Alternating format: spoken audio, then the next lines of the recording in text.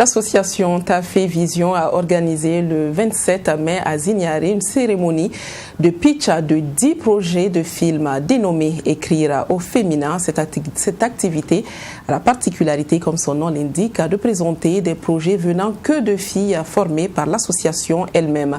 Tafé Vision a bénéficié du soutien de la coopération suisse et de celui du Fonds de développement culturel et artistique. Abdoulrahim Magnini.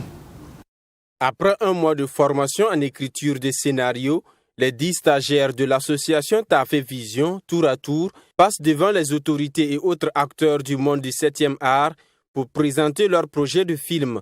L'objectif de l'exercice est non seulement de chercher à parfaire leur scénario, mais surtout de susciter l'adhésion des acteurs et espérer un accompagnement pour la réalisation de leur projet. C'est deux jeunes qui s'aiment qui sont amoureux et qui veulent se marier. Mais il se trouve que quand le monsieur est allé dans la famille de la jeune fille pour le mariage, on lui dit qu'ils sont formellement interdits de se marier selon la tradition de la fille. Donc moi, mon projet s'appelle Homme de foyer, qui relate l'histoire de Leila, une jeune dame célibataire sans enfant et qui est cadre d'entreprise. Mais elle est stigmatisée parce qu'elle est célibataire à cause de son statut matrimonial. Donc elle est humiliée, insultée, dénigrée et harcelée.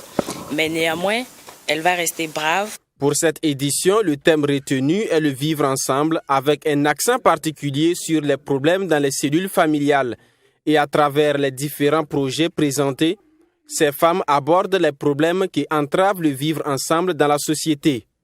Dans cette formation-là, c'est que les femmes puissent dire ce qu'elles pensent de la femme au cœur de la cohésion. Qu'elles puissent dire, on va dire, leur part de l'histoire. Qu'elles puissent dire ce qu'elles ressentent. Pour elles, quelles peuvent être les solutions ou bien quelles peuvent être leurs contributions à cette promotion du vivre ensemble. Les autorités présentes ont félicité l'initiative qui, selon elles, permettra de toucher du doigt les mauvais comportements et sensibiliser par la même occasion les populations pour garantir le vivre ensemble. Donc nous attendons en tout cas de ce type d'atelier et sur ce thème qu'il y ait une diversité de vues et une consolidation de notre appréhension sur certains comportements qui sont de nature